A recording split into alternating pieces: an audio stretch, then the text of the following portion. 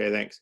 All right, so I've got an Adobe Illustrator file here, and I've got a wheel and I've got an M. My M's going to become spokes. It's a Futura bold M, and then I'm going to rotate that. So I'll hit the letter R, which is the rotate tool over here in Adobe Illustrator.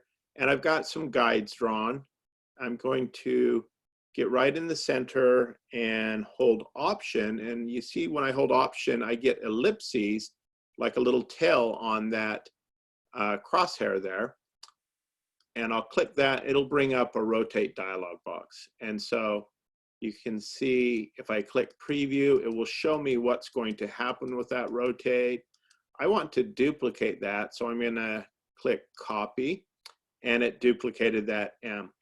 And then I want to continue that again, so I'll do that again. So under transform, object transform, you'll see the key command, Command D, is transform again. So whatever transformation you did, whether it be a scale or a rotate or whatever the transformation is, Command D will repeat that. So I'll just hit Command D, Command D, Command D, and there I've got some, my nice M there has become spokes to my wheel. It's kind of a cool wheel. I've got a star and some pointy stars here. So that's fun. Now I've got my wheel, my rim, and I want to have some type. I'm going to lock that layer that I just did there, and I've got a tire layer here. I'll lock it for now. And now I've got a layer called type. I'm going to go to that type layer. All that's on that is a path. You can see this red line right here. I've got a path. I'll get my type tool, T for type tool. And under the type tool, you'll see there's all of these different features. There's an area type tool. If I click that, you see it's a circle with a type insertion cursor. If I were to click that on that path, you'll see it does area type fill. I don't want that. That's not what I'm doing. I'm doing type on a path today. So that's area type. I can click the type on a path. There's vertical type that will stack type. There's vertical area type. If I draw an area shape, it will do it vertically.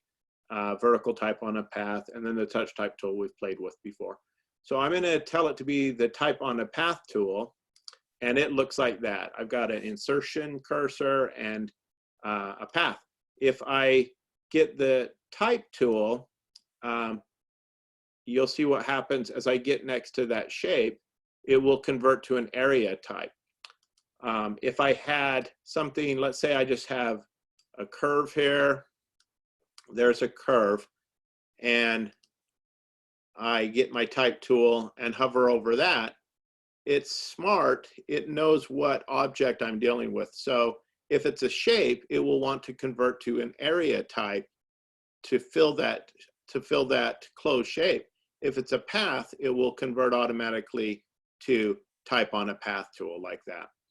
And so in this instance where I have a closed shape that I'm going to apply type to, I need to not just rely on the type tool to know that I want to do type on a path, because it will default to area type. So I will go ahead and select the type on a path tool, and then I can click on this type here. I'll click, and you see it's selected that, and then I'll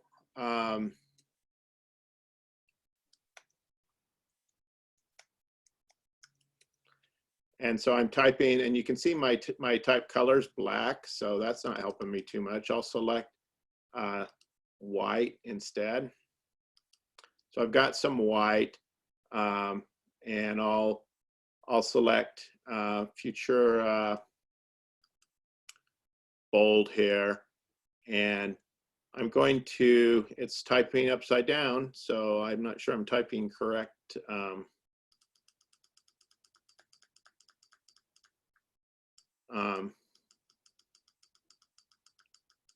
I'm spelling right, because I have to stand on my head to be able to see if I spelled that right.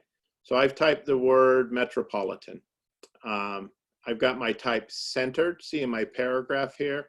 If I clicked align left or align right. Let's see what happens. Align left. You see it aligned it right to that starting point. If I click align right, it's going to align the end to the starting point. That's where I clicked, right in the middle there. And if I click center, it's centering it, but it's down to the bottom. I'll go ahead and click align left, and I'm going to get out of that type tool and just click the selection tool. And you can see right here, I've got a little line, and that's my start point. And as I hover over it, see my cursor turns into right at the bottom of the stem on that M, you'll see a little line and an arrow that points to the left. That's telling me that's my start point. If I want to move that start point, I can move it. You see I'm sliding. If you look at the bottom by that N, you'll see another line moving, and that's the end point. And so watch what happens when I move it. Well, nothing happens. I don't know why. We'll try again.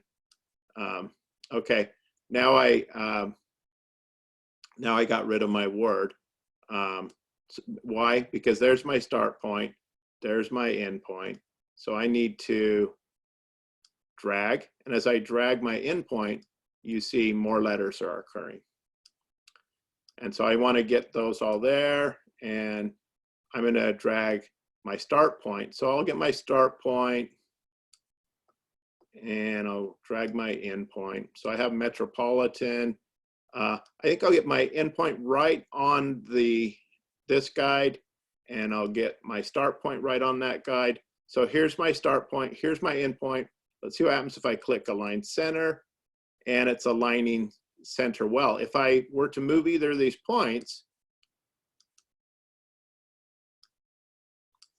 you see here's my endpoint here, and my start points I'm not seeing, but it's right here, and it's centering it from point to point, so the center is really right here. I'll keep that endpoint right here on the line, and then my start point is right on the line. I wish this type wasn't just on the baseline here. I wish it were not going right to the top. There's things I could do. I could reduce the size of that shape to center in that space, but that's not what I'm going to do. I'm going to double click on my type tool, and right here in the layer palette, in the toolbar, and you see right here it says align path to the baseline. And so some of you have not taken typography class yet, but baseline is an invisible line. It's not invisible in this instance because we have it selected, but if I were to deselect that, you can't see the baseline. I hover over it, you see the baseline. So I've got that selected. The baseline is a line that the type sits on. And so if I double click this and I decide I don't want it to align to the baseline, I could have it align to the ascender. I'll click preview. And so you see the ascender is actually a little bit above the cap height. So you see that this is the cap height. These are all capital letters. An ascender, let's say on a lowercase letter h, a lowercase letter b or d, there are ascenders, letters that stick a stem or a part of the character that sticks up. Conversely, letter forms that descend below the baseline are called descenders. So like a lowercase letter j, a lowercase letter y, they have this little tail that descends below the baseline.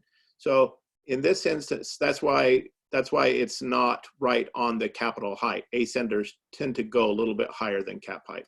I want it to go just to center. There, that looks good. And it's centered nice, and I'm happy with that. Okay, hey, what happens if I click flip? What happens? See? It flips the type. I don't want the type flipped right now. I'm just gonna click OK. That looks good. So I've got Metropolitan, looks like it's spelled right. I'm going to copy that type, Command C, and then I'm going to paste in front. I'll go to edit, paste in front. You can see that's Command F, F is in front, and then I'll lock that object. Object, lock, selection, Command 2. That's a really handy tool to use, lock and unlock objects. That way you can have an object locked, and then that's not going to move anywhere.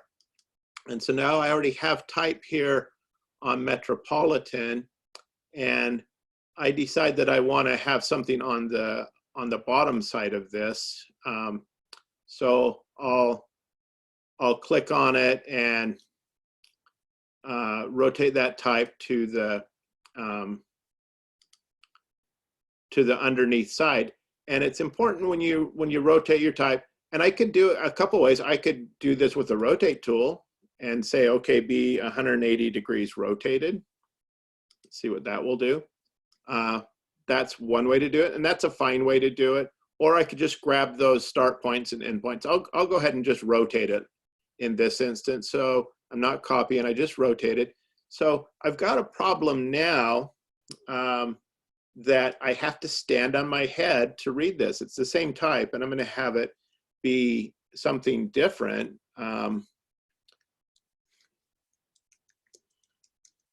So it's the Metropolitan Cycle Club, and I have to stand on my head to read Cycle Club here. So that's an instance where I double click on the type tool and click flip, and see that. So I just click flip on type in a path tools. So that's handy. I'm crashing these letter forms into each other here. Note that.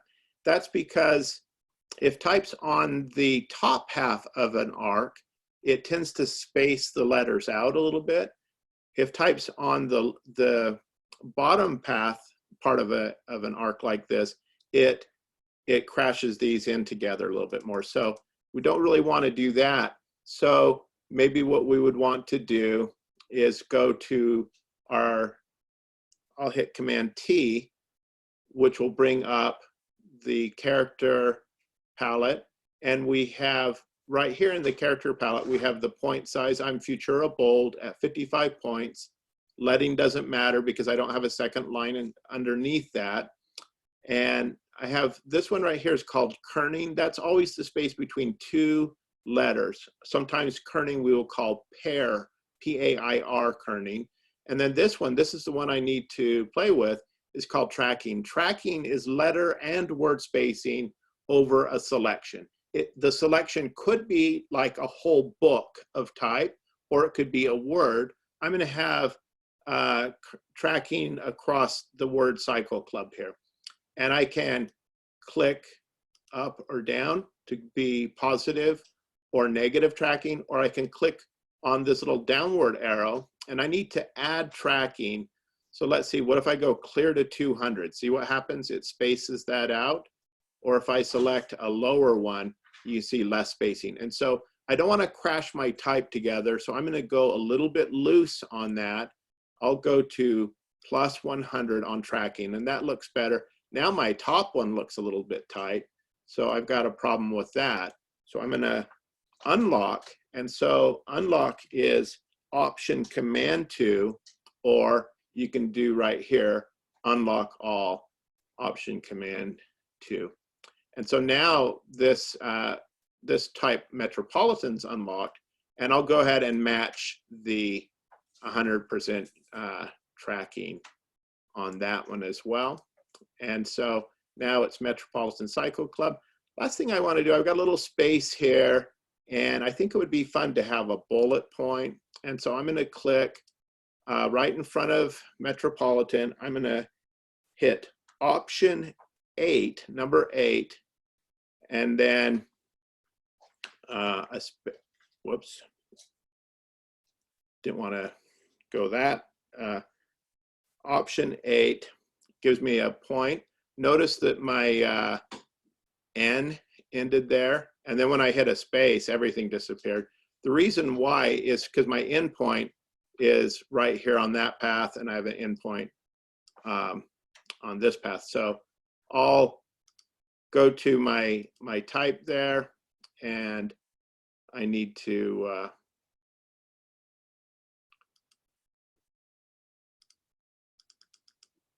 so my start point's right here on this line, see that?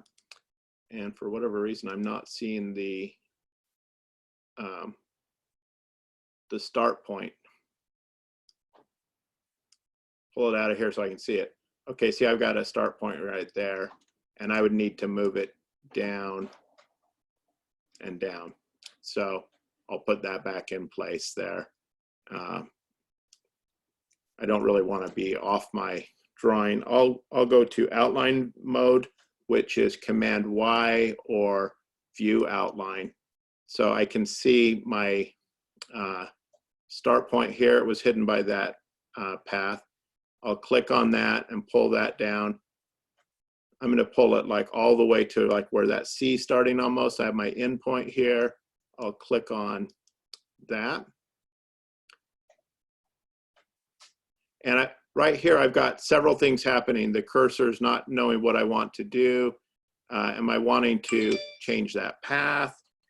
Am I wanting to, in this instance, it's that line and arrow. That means the end point of my type. So I'll pull down to right about to that B. So you see I have my end point here, I have my start point here, and it is centering between those.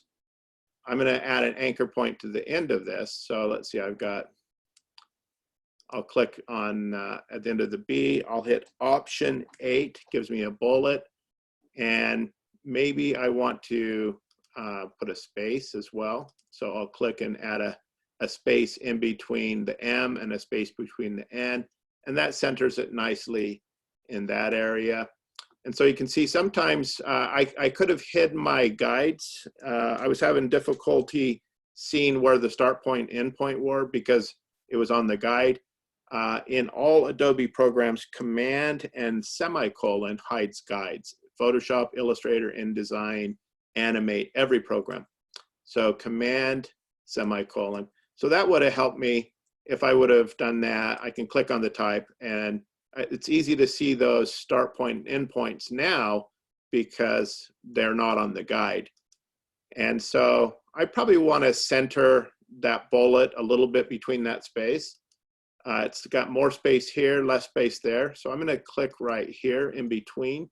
And here's just a little quick kerning lesson. If I could go right here to kerning, I could click the down arrow, and it's going to take a long time to fix. But I could say add a lot of kerning. It made more space, or I could say take away a lot of kerning. It will be less space. But I can also hit the Option key while I have my blinking cursor there. I hit the Option key, I'll hit the left arrow, and if you look right here at this space here, and if you look at that -100, so Option and the left arrow, you'll see it got a little bit smaller here, and it works in increments of 20s. So that's a -120 kerning between the M and the bullet. So I'll do it again, and I'll just do that until I went to -220, and it's making that one more, -140. That's a pretty 240. That's pretty well spaced in between those two, but I'm off here, so I'll have to do the same thing on this side. So I'll click here, and so I'm going pretty drastic negative kerning there. So Option, left kern, again to 240. And you'll see that's matching pretty well because I did the same setting. So I've got that bullet in between. I've got type on a curve. This is actually two separate curves. I flipped the type on the bottom one, and I added bullet points. So just in review, things we learned how to rotate using the letter R, the rotate tool. We learned about transform again, which is object, transform again, and Command D. is the key command. We learned about area type, the area type tool. We learned about the type on a path tool. We learned that Adobe recognizes whether it's a path or a shape that you're hovering over. And then we learned to once we have type, we learned to double click on the type tool. We can align path to the center, to the ascender, the descender, or the baseline. If I'm doing type on a curve like this, I'll always go align to center. We learned that in that same setting, we can flip type. So, and we learned to lock. I'm going to lock again. So I just locked the metropolitan type so I can get back to the Cycle Club. We learned that we can flip the type like we see here. And just as a general rule, this is kind of a rookie mistake that students often do, is they don't know to flip the type like this. And so they make their customer stand on their head to be able to read the type there. So make sure that the type on the bottom flips like that. And then last thing we learned how to make bullets, Command 8. You could also find bullets. I believe if you go to type Glyphs, you'll see there's bullets in the glyph palette as well. And so that's another way. Here's a bullet right here. If you want to put a glyph in type, here's how you do glyph. This is not part of this lecture, but since I'm in the glyph palette,